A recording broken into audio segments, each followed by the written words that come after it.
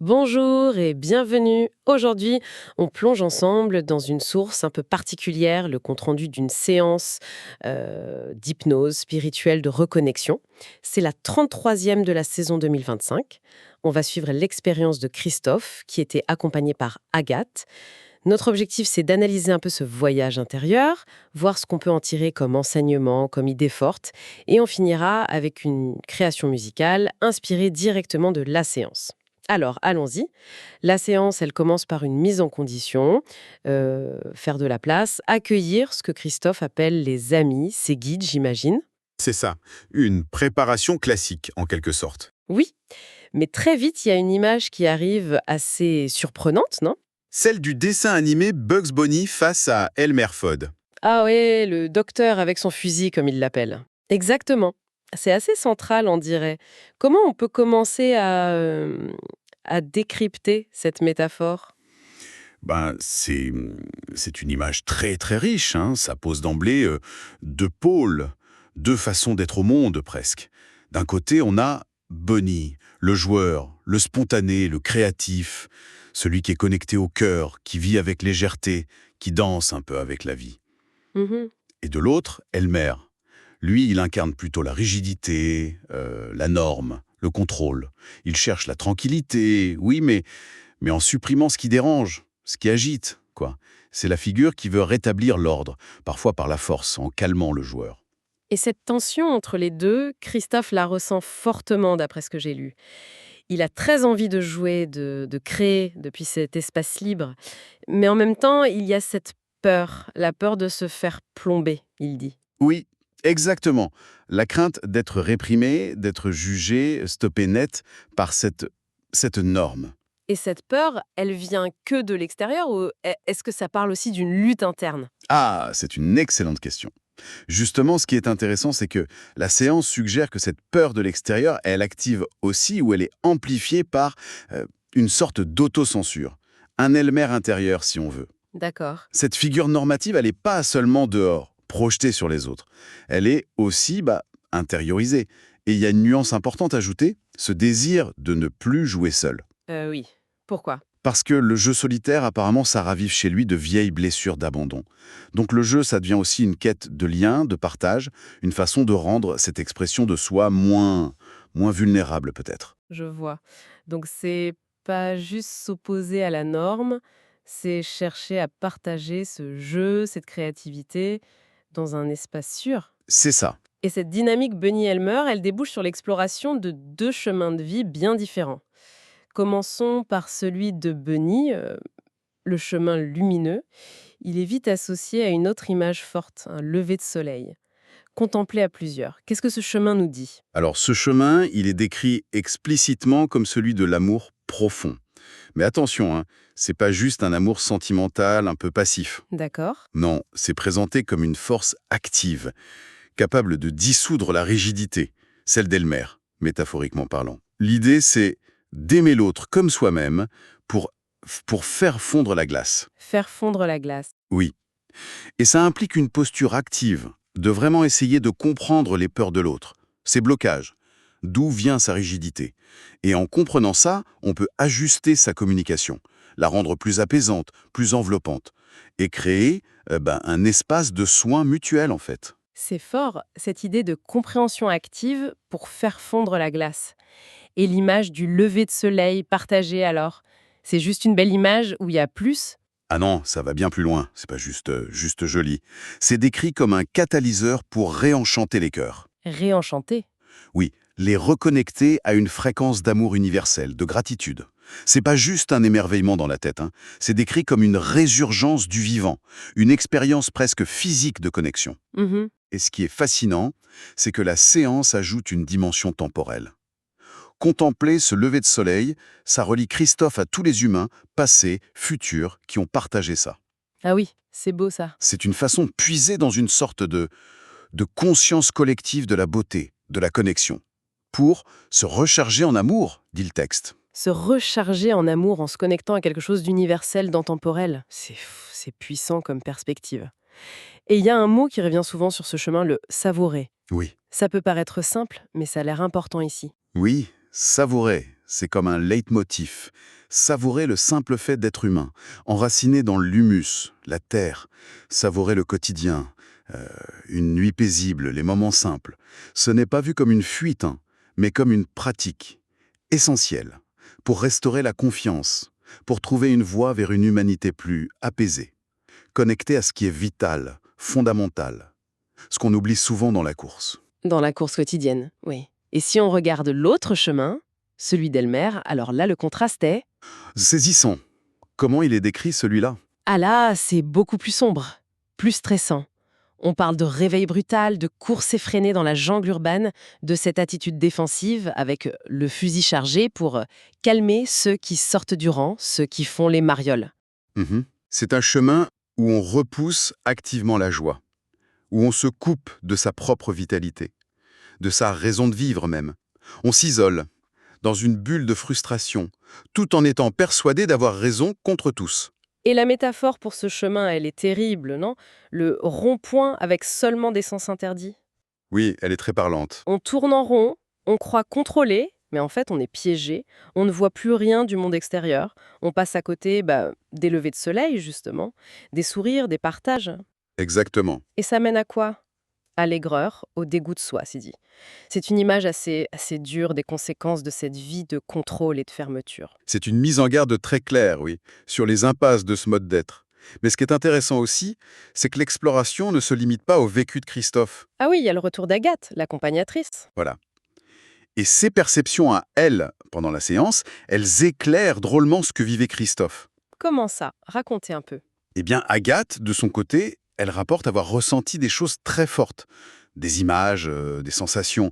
Par exemple, un grand feu, une chaleur intense au niveau du cœur, mais sans comprendre tout de suite ce que ça voulait dire. Elle dit que les mots de Christophe venaient ensuite comme mettre le son sur l'image. Ah, c'est intéressant ça. Oui, ce feu qu'elle sentait, Christophe, lui, l'a verbalisé comme l'amour nécessaire pour réchauffer ce qui s'était refroidi, la fameuse glace à faire fondre. Donc une sorte de résonance, de co-création pendant la séance? Tout à fait, c'est un point crucial. Ça souligne la nature potentiellement partagée, connectée de ces explorations intérieures. Et Agathe, elle va plus loin. Elle fait un parallèle qui lui est venu entre ce feu intérieur du cœur, le feu au centre de la Terre, et celui du Soleil. 3 sources de chaleur fondamentales. Exactement. 3 sources de vie, et l'invitation qu'elle a perçue, c'est de diffuser cet amour intérieur de façon constante, inconditionnelle, comme ces éléments naturels qui donnent leur énergie, quoi qu'il arrive. Ça renforce cette idée de l'amour pas juste comme une émotion, mais comme une force primordiale, persistante, à laquelle on peut choisir de s'aligner. Et pour Christophe, ce retour d'Agathe, ça a validé ce qu'il appelle la triangulation. C'est-à-dire lui, le sujet, Agathe, l'accompagnante, et les amis, les guides. Qui co-créent ensemble une expérience cohérente juste pour eux. Oui, ça a dû renforcer sa confiance dans la validité de ce qu'il a vécu, au-delà de sa seule subjectivité. Très probablement. Et au-delà des grandes métaphores, comme l'amour universel, la séance donne aussi des pistes très concrètes. Des invitations pour intégrer tout ça dans la vie de tous les jours. C'est quoi ces pistes, Eh Evelyne? bien, il y a cet appel clair à ralentir, à prendre consciemment le temps d'apprécier les éléments naturels. Les levées, les couchers de soleil, bien sûr, mais aussi les animaux, les plantes, les minéraux, et les autres humains aussi, Ouais. en les regardant avec ce nouveau regard, plus aimant. Sortir de la logique de l'efficacité à tout prix. C'est ça? Sortir de la douche rapide, c'est comparer à ça pour s'offrir des moments de présence réelle, un bain d'amour et de jouvence, s'accorder des pauses, se déposer, apprécier l'instant, se laisser bonifier et enrichir, c'est dit comme ça, par la simplicité, la beauté qu'on ne voit plus. En résumé, ce qu'on voit dans cette exploration, c'est vraiment un choix fondamental. Et constant, probablement. Naviguer entre la fermeture, le contrôle rigide, la frustration, c'est le chemin d'Elmer dans son rond-point. Mhm. Ou alors choisir l'ouverture, l'amour conscient, le jeu partagé, la présence attentive, c'est le chemin de Bunny face au soleil levant. La séance, elle donne des clés pour réenchanter le quotidien. Pas de façon naïve, mais en se reconnectant activement à une joie simple, à la beauté essentielle qui est là, et à la puissance de cet amour qu'on cultive et qu'on savoure. Ce mot savourer, il revient encore, c'est vraiment la clé d'intégration, on dirait. Savourer pour nourrir la confiance, pour cultiver une approche plus apaisée, plus connectée de la vie. Oui, en appréciant la richesse de ce qui est simple, de ce qui est vital. Et l'image finale que Christophe rapporte après la séance, celle d'un nid douillet, fait de pétales de rose et de duvet d'ange. Oui, Ça vient conclure ce voyage intérieur. Ça évoque la douceur, la sécurité, le réconfort qu'on peut trouver en soi et dans sa relation au monde, quand on choisit consciemment ce chemin de l'amour, de la présence, du jeu. C'est comme l'aboutissement, retrouver ou construire cet espace intérieur de paix, de bienveillance. cette analyse de l'expérience de Christophe et Agathe, elle nous laisse peut-être avec une question pour chacun d'entre nous, une piste de réflexion. Dans notre propre vie, comment elle se manifeste, cette tension entre notre Bunny intérieur, cet élan joueur, créatif, et puis les exigences, les rigidités, notre elle-mère, qu'il soit extérieur ou intérieur. Et au-delà de juste voir cette dualité, comment on peut, nous, activement, cultiver cet amour profond, cette capacité à faire fondre la glace, pas seulement avec les autres, mais aussi envers nous-mêmes, face à nos propres limites, nos propres peurs. C'est une invitation à explorer notre propre paysage intérieur, finalement. Et maintenant, on passe à la composition musicale, tout droit inspirée par cette séance. Si cet épisode a résonné en vous, un petit pouce levé, un commentaire pour partager un ressenti, ce serait apprécié. Et pensez à vous abonner pour ne rien manquer des prochains voyages dans Chroniques de mes mondes intérieurs. Si ces mots ont touché quelque chose d'important, partager cet épisode, ça peut aussi être un beau geste. Parfois, une simple résonance peut faire une grande différence. À très bientôt pour un prochain voyage intérieur. Respire. Lève les yeux. Le monde est là. Pas à conquérir, à accueillir. Un pas, un souffle, un cœur qui s'ouvre. C'est maintenant.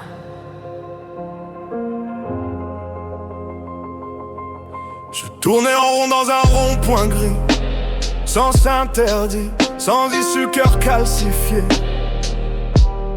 Je croyais protéger ma paix en fermant porte, fenêtre et mon cœur. Mais le feu ne ment pas, il brûle en silence. Il appelle la paix, pas la défense. Et quand j'ai osé tendre les mains, le monde a dansé avec mes chagrins. Le soleil monte, l'âme suit. Chaque pas efface un vieux bruit. Savoure, savoure, le monde devient doux quand on ose un nouveau regard. Tout est là pour nous. Un souffle, un arbre, un regard qui luit. La vie s'offre, ouvre ton cœur, viens, danse avec l'aube, main dans la main, de l'humus au ciel. Tout est chemin, savoure, savoure. C'est l'amour profond qui fait fondre la glace du monde.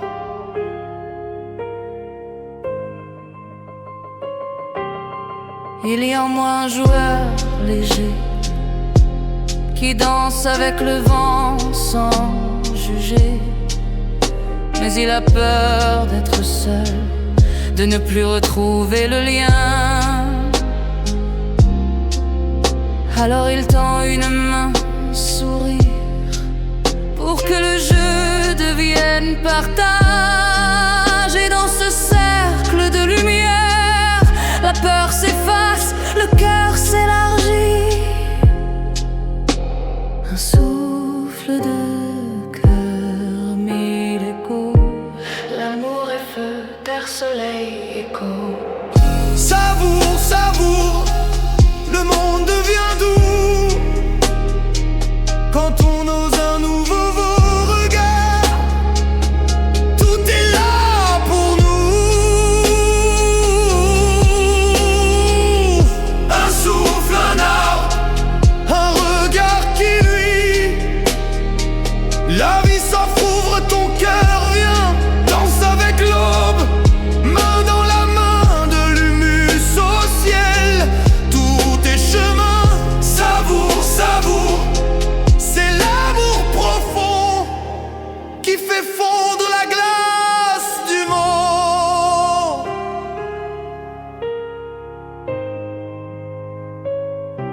Il y a un feu au cœur de la terre, un feu au cœur du soleil, et un feu au cœur de toi, qui ne demande qu'à briller.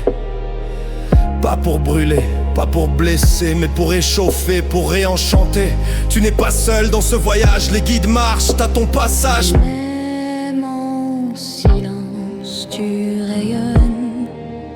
Ta douceur change les saisons.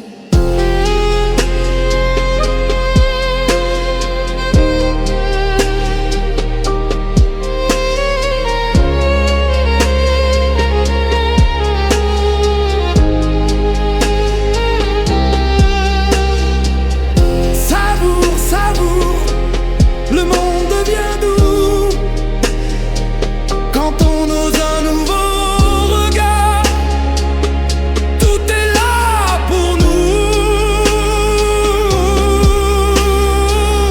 Un souffle, un arbre, un regard qui luit. La vie s'offre, ouvre ton cœur, viens, danse avec l'aube. Main dans la main, de l'humus au ciel. C'est l'amour profond qui fait fondre la glace du monde. Savoure, savoure. Le nid est fait de pétales légers, de duvet d'ange et de lumière. Tu es chez toi, dans l'instant présent. Respire, danse, reste. L'amour profond est ton essence véritable.